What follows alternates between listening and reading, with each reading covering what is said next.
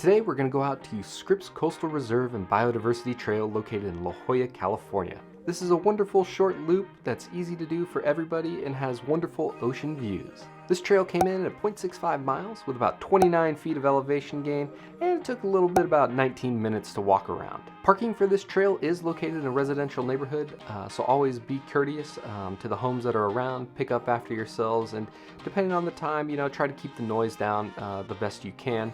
We do coexist here, so they live by a trail, we're going to the trail, but I think we can all make an effort to respect each other's space. So something special to note about this, I did this hike back in 2018.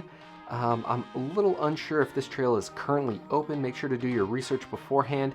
If you live in the area and you know the status of the trail, please make sure to comment down below so we know. It's one of those things since the pandemic. I haven't seen any new recordings on all trails lately, and I've seen other mentions of it being closed. So with that combined, it's telling me it might be closed, it might not be. Not everybody records this trail, it's not the most popular, but make sure to do your research. If you find out and you're close, please leave a comment down below for the rest of us.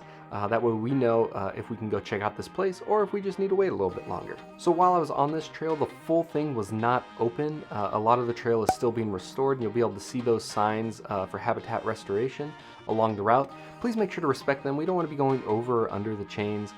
Essentially, they're doing this for a reason, and we're lucky that we get to actually enjoy the space that they don't have closed down.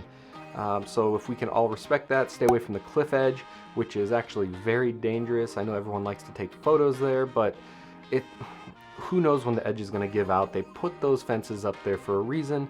Another reason to just be safe, because if people fall or get hurt, then they're going to be less likely to keep this trail open for us.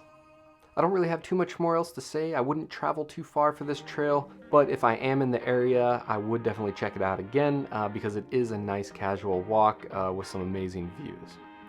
If you enjoy these recap videos, make sure to like, comment, and subscribe down below so I know you like what I'm doing.